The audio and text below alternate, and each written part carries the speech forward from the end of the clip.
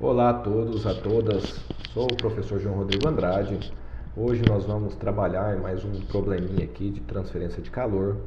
E hoje vamos tratar um problema simples de trocadores de calor, certo? Esse é um problema bastante introdutório e ele vai nos permitir uma compreensão mais geral do método da média logarítmica das diferentes temperaturas.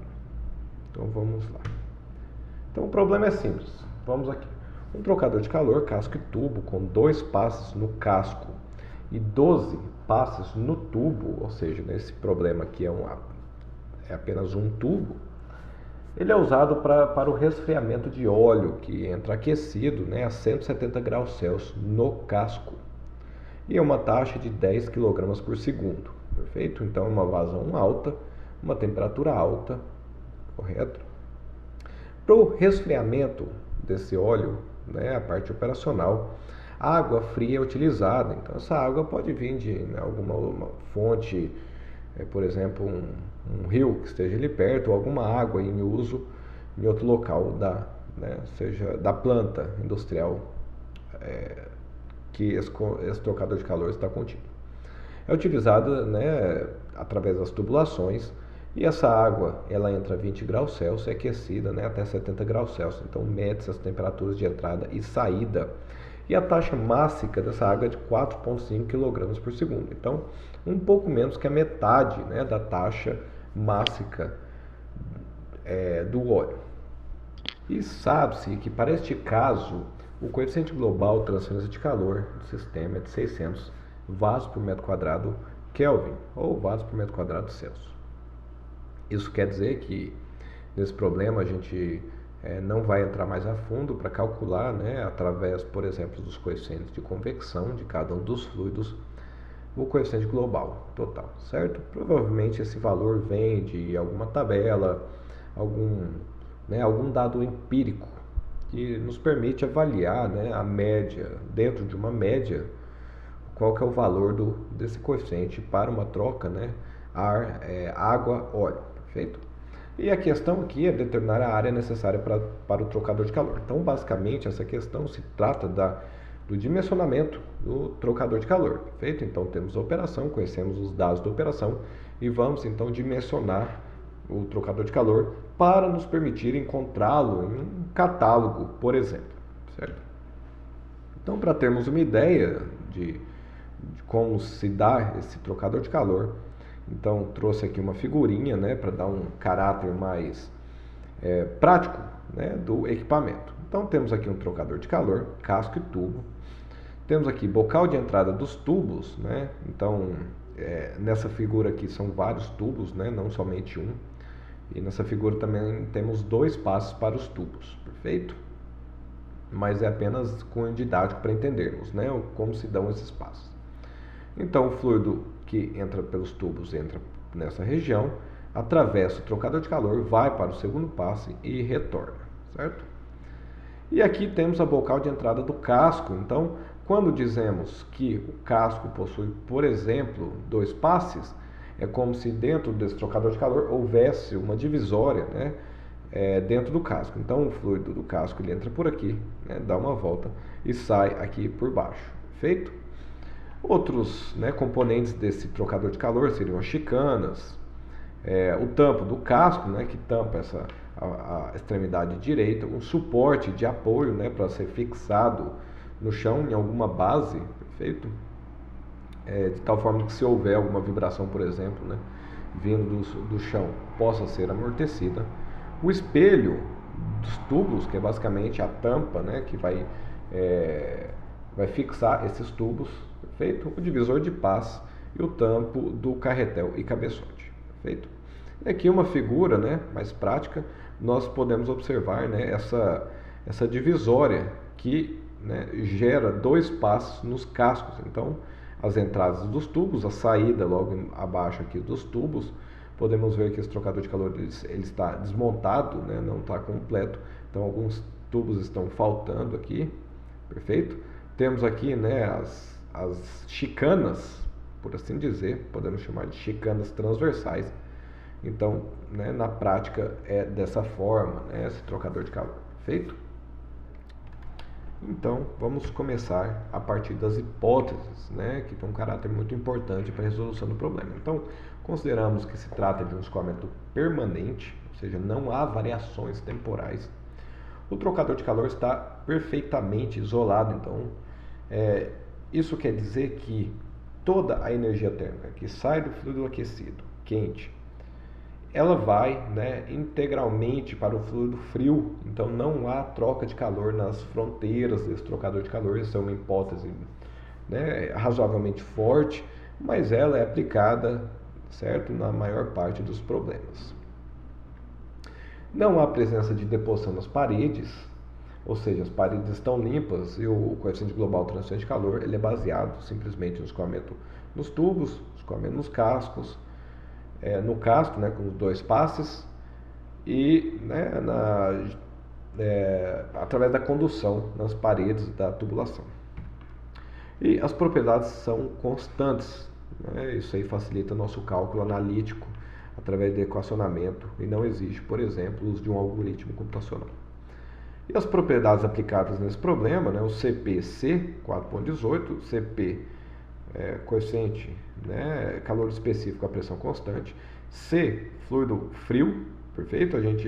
A nomenclatura nos diz aqui que C significa o fluido frio e H o fluido quente, né, que vem do inglês de cool e hot, certo? Então CP-C 4.18 kJ, quilograma, graus Celsius, e CP aqui do óleo, certo? Que é o H, o óleo é o fluido quente, 2.3 kJ, quilogramas, graus Celsius. Essas propriedades podem ser obtidas facilmente através de algum livro, alguma literatura e uma interpolação. Certo. E apenas uma dica, né? Eu não estou explorando isso. Essas propriedades, pessoal, podem ser calculadas através de temperaturas médias. Como não temos uma temperatura média para, no caso aqui, para o óleo, que ainda não temos a temperatura de saída, a gente pode, né, fazer uma previsão. Por exemplo, utilizar apenas a temperatura de entrada para o cálculo desse CP, perfeito? E depois refazer este problema, né, atualizando os valores. Então temos aqui o trocador de calor, um esboço desse trocador de calor. Óleo entra a 170 graus Celsius, 10 kg por segundo, e sai a uma temperatura desconhecida, mas ainda 10 kg por segundo, né? Mantemos aqui a conservação de massa. Então a água, ela ganha energia térmica a fim para resfriar o óleo, certo? Então é uma transferência de energia térmica aqui por diferentes temperaturas. Para esse problema, hoje nós vamos usar o método da média logarítmica das diferentes temperaturas, mas, né, poderíamos utilizar aqui o método de efetividade NUT sem nenhum grande problema, um exercício bastante simples. Então temos aqui a figura, né, ao lado aqui a figura. Eu acredito que, né, na gravação que eu estou tampando um pouquinho a figura, mas essa figura aí, pessoal, é a figura que nós já vimos, correto? É essa aqui. Essa figura aqui com as temperaturas. Então, certo. Temos aqui a transferência de calor total. A transferência de calor total, como nós assumimos que o trocador de calor é totalmente isolado, então todo o calor que sai do óleo vai para a água. Certo? Então, temos aqui três equações para explorar essa transferência de energia térmica. A variação de energia da água, a variação de energia do óleo e a transferência de calor entre eles. Então aqui, por exemplo, né, a variação de energia de um dos fluidos é Q igual a M ponto CP delta T, temperatura de saída menos a de entrada. Aplicando essa equação para a água, teremos que o Q igual a M frio, CP frio, diferença de temperatura. Substituindo os valores, 4.5, né, 4.18, 70, menos 20, isso nos resulta em 940.5 kW. Por que quilowatts? Porque o 4.18 está em kilojoules, certo? Então, a energia trocada, né, entre esses dois fluidos é quase 1000 kW, perfeito? É uma quantidade expressiva. Pessoal, aqui um comentário, né, cabível aqui para de equacionamento. E se o trocador não fosse totalmente isolado? Se o trocador de calor não fosse totalmente isolado, esse calor, certo, que a água ganha não seria, né, integralmente todo o calor que o óleo perde. Então, o calor que o óleo perde, uma parte iria para fora do sistema e outra parte iria para a água. Por que isso? Porque o óleo é o fluido externo, certo? Então, o fluido externo cede um pouco de calor para o ambiente e a maior parte do calor para o outro fluido. Feito. Continuando a temperatura de saída do óleo, então aplicando essa mesma equação, mas agora para o óleo, temos aqui ó, Q igual a M.Cp, mas aplicada ao óleo, que é o fluido quente. Então, isolando T de saída é igual a T de entrada, menos a energia, dividido por M.Cp. Simples, né? Substituindo os valores, 170 menos 940,5 sobre 10 vezes 2,3. Perfeito? Então aqui ó, o Q está em quilowatts e o Cp está em kilojoule Kelvin quilograma. Isso nos dá uma temperatura de saída do óleo de 129,1 graus Celsius. Certo? Então o óleo ele entra a 170, sai a 129. A água ela entra a 20 e sai a 70.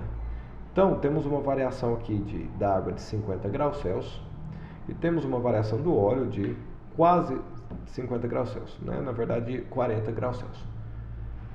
Ora, se o Cp de um é quase o dobro do Cp de outro, por que as variações de temperatura são parecidas?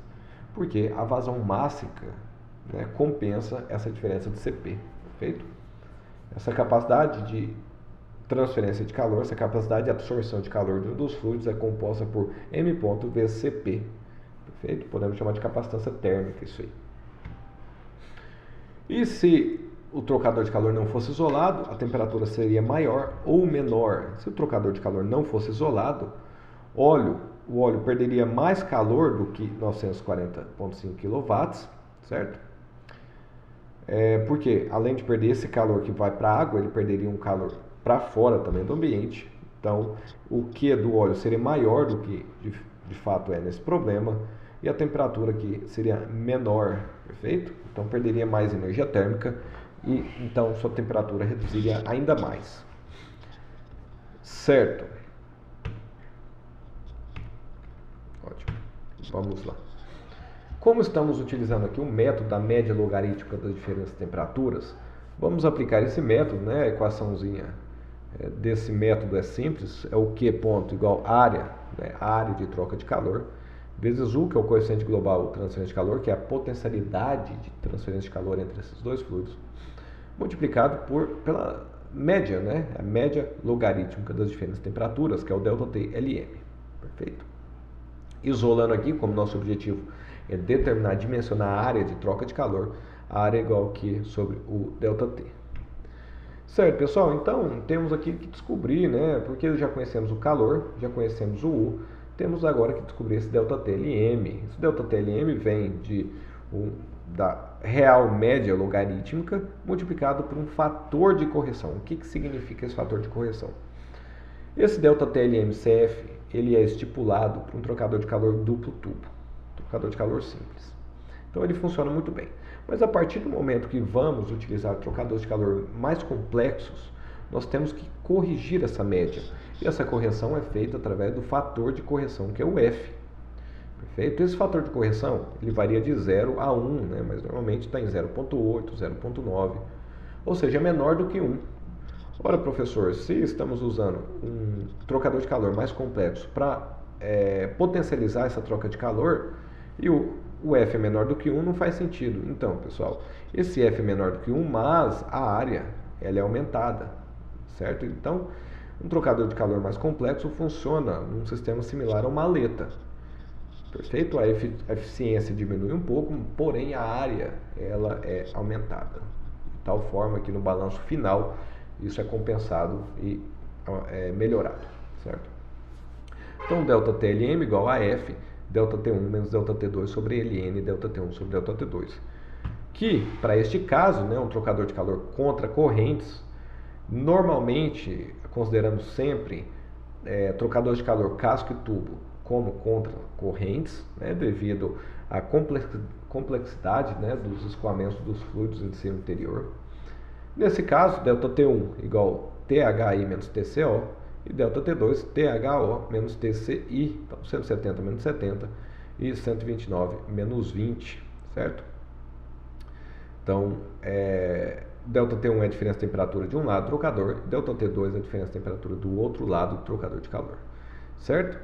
Então, se fôssemos, né, desenhar aqui a variação de temperatura num trocador de calor, considerando, né, casco e tubo, por exemplo, casco e tubo não, tubo duplo, teríamos algo da seguinte forma.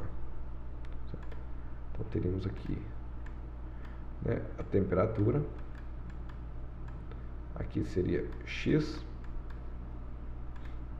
a temperatura aqui do fluido quente, que entra aquecido por aqui e sai resfriado desse lado. Então temos aqui, ó, THI e THO, certo? E a temperatura do fluido frio, que entra desse lado e tem um caminho inverso, perfeito? Então temos aqui, ó, TCI e aqui o TCO. Então notem que o T1 é igual à diferença de temperatura desse lado, e aqui o T2, vamos fazer aqui na cor vermelha, não, já usei laranjada. O delta T2 é igual à diferença de temperatura desse lado aqui, perfeito? Então a gente consegue assimilar muito bem pensando dessa forma. Correto, então delta T1 170 menos 70, 100, delta T2 129 menos 20, né, 109. Aplicando aqui, o delta TLM é igual a 104.4F. Então faltou aqui para a gente um F, perfeito? F. Certinho? Agora vamos para o cálculo do F, né? O F ele vem de correlações empíricas. Então vamos descobrir o valor de F através de um diagrama, certo? Ele poderia ser calculado por equações também, mas aqui vamos aplicar diagramas. Então, né, se formos lá, por exemplo, no livro do Cengel, transferência de calor, do Cengel, abrimos lá, né, na seção do trocador de calor, vamos encontrar, por exemplo, essa figura, né? Figura, eu não me recordo o número da figura, onde temos a figura A. One shell pass and 2, 4, 6, 2, 4, 6, 2 passes. Perfeito? Então não é o caso, esse aqui é para um passe no casco. E aqui a figura B, né? Two shell passes. Então 2 passes no casco, certo? Então essa é a figura que vamos utilizar. Então, né, desprezamos a outra figura. E para esse cálculo, pessoal, né, temos aqui a figura, temos aqui, né, uma propriedade P e uma propriedade R. Calculamos essas duas propriedades, certo? Seus valores são P igual TCO menos TCI sobre THI menos TCI. De onde vem esse valor? Vem daqui, ó. Podemos ver, ó, T minúsculo 2 menos T minúsculo 1 sobre T maiúsculo 1 menos T minúsculo 1. O que significa maiúsculo e minúsculo? Minúsculo, o fluido nos tubos, certo? E maiúsculo, o fluido nos cascos, ou no casco, perfeito? Então calculamos. O valor de R é T maiúsculo 1 menos T maiúsculo 2 sobre T minúsculo 2 menos T minúsculo 1. Certo? Calculamos os dois valores, 0,33 para P, 0,82 para R. Então, com esses valores, né, podemos interpolar aqui no gráfico, né, encontramos aqui, né, o valor de P igual a 0,33. É mais ou menos aqui, tá, pessoal? Estou colocando uma coisa bem no olhômetro aqui. E o valor de R 0,82. Então a curva de 0,82 é essa curva aqui que eu estou colorindo. Ou seja, né, o F, o fator de correção, é aproximadamente 1, certo? Então ele vai se comportar de forma muito similar a um trocador de calor duplo tubo. O fator de correção ótimo, perfeito. 1. Então o F é aproximadamente 1. Continuando. Então temos aqui, se F vale 1, o delta TLM vale 104.4, aplicando na equação que 940.5 vezes 10 ao cubo, o 600 delta TLM 104.5, eu coloquei 104.5 aqui, 104.4 aqui, foram aproximações diferentes, mas não vai mudar muito o resultado não, tá pessoal? A área final é aproximadamente 15 metros quadrados. E o que significa essa área final? Essa área, pessoal, é a área de troca de calor. E um trocador de calor casco e tubo, certo? Que se fizermos um zoom no interior do casco e externamente aos tubos, teremos uma figura mais ou menos dessa forma, onde temos vários tubos com escoamentos internos e um escoamento externo, que pode ser considerado como um cross flow, certo? A área de troca de calor é essa área aqui que está na cor vermelha, então é a área dos tubos, é ali que ocorre a troca de calor. E essa área ela depende do diâmetro dos tubos, do comprimento dos tubos, a quantidade e o número de passes. Então, termos uma área é um requisito para utilizarmos um catálogo, mas um catálogo podemos ter a mesma área com configurações diferentes. E a melhor escolha vai depender do ramo de atividade, por exemplo, se é um fluido muito viscoso que vai percorrer no interior dos tubos, é melhor que o diâmetro dos tubos seja um pouco maior, perfeito? Aquisito de limpeza, custo, disponibilidade do catálogo, então é uma escolha que um pouco mais complexa, certo? Que depende aí do histórico de aplicação. Certo, pessoal? Então é isso, né? A questão era a área de troca de calor e a área de troca de calor está aqui, 15 metros quadrados, certo? Então é uma área relativamente pequena, né? Para esse trocador de calor não necessariamente deveríamos aplicar um casco e tubo, poderíamos utilizar um outro tipo de trocador de calor, perfeito? Então é isso, pessoal. Agradeço aí pela atenção, espero que tenha ajudado essa aula aí para vocês. Um grande abraço.